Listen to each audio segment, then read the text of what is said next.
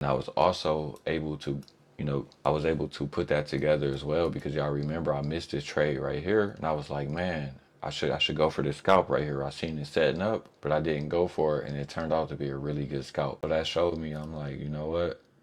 It may be a good day to scalp today.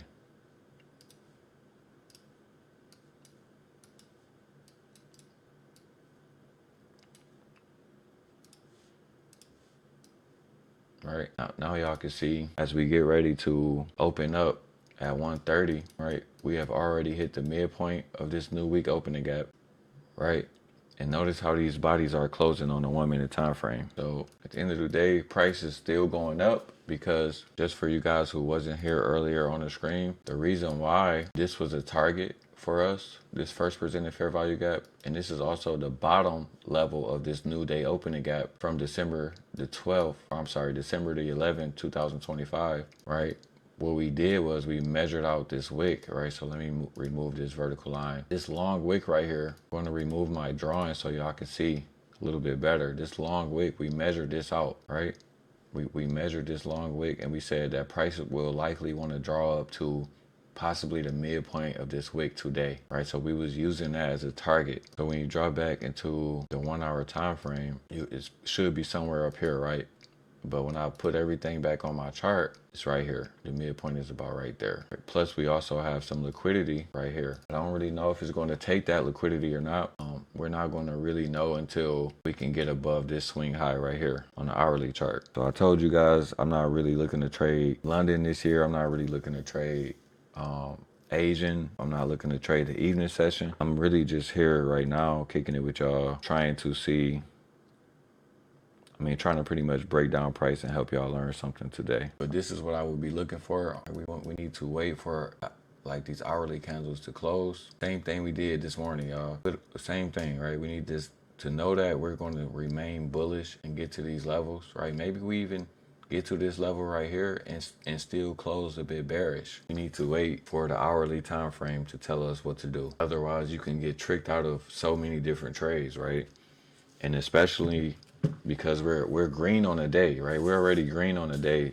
There's no reason for us to force it, and we want to get a good start to our week. Even though we're only up about $480 on our prop firm account, it doesn't even matter, right? We know we can have bigger days, but we just want to make something, right? We just want to make a little bit of money today and keep it pushing, right? So I'm probably just going to be watching this from the hourly for the most part. I mean, we can watch it from the 1 minute. If y'all want to really start studying the 1 minute time frame, I think it's a really important time frame to learn. But it takes a lot of work to master that one minute time frame. But let's say if we wanted to go up here and then shoot all the way down, which I don't think is going to happen. I can see the market just consolidating right here for a long time, and then maybe if it do anything else for the rest of the day, maybe it may sweep at least one of these areas of liquidity, right?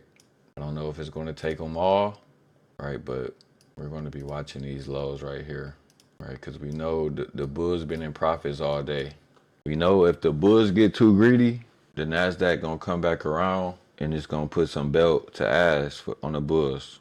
See what's going to happen there? We can look at the 5 minute too, right? We're inside of this little range on the 5 minute. So I'm expecting for the market to build out some more liquidity right here. So if we do get a pullback, it could just keep doing this for the rest of the day, right? It could just bounce around this level for the rest of the day. That's why I say, like, if I take a trade, for one, I want it to be a really good trade. And then two, it has to be a scalp. 3, risk management, right? We have to have we can't be risking too much of our profits that we made on a day. Right? That's not discipline. But if we measure out this swing low up to the swing high up here,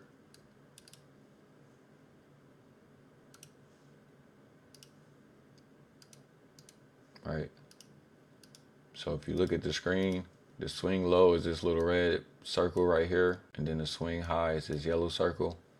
We're inside of a range right now. Then we have this little fair value gap on the 5 minute chart. All right, we're just going to make that orange for now. Right, then we also have a inversion fair value gap right below it, right?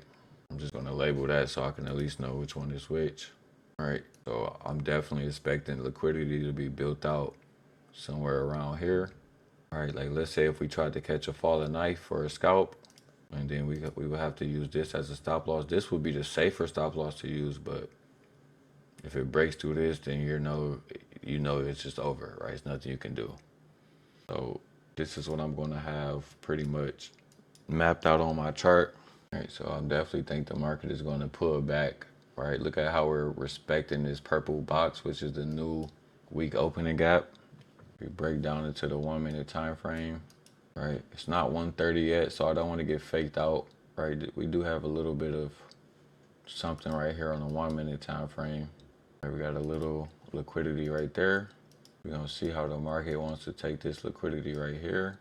Then we have a little bit of a gap right there, right? And as of now, the market is trying to act like this is a potential breakaway gap, but I definitely don't trust this as a potential breakaway gap. And the reason why is because we have way too much liquidity down here. So like I said, for the evening session, I don't know how much liquidity we're going to aim for today. All right, remember this is our swing low to swing high on a 5 minute time frame, but we're just building out more and more liquidity, right? So we're going to see how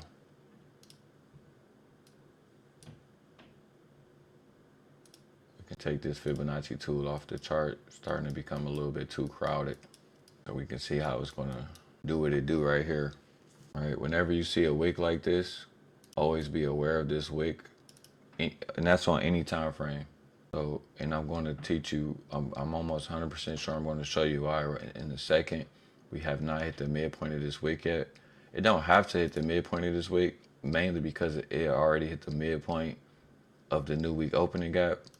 But sometimes on the smaller time frame, when it builds liquidity up here like this, these little two equal highs, typically what it's going to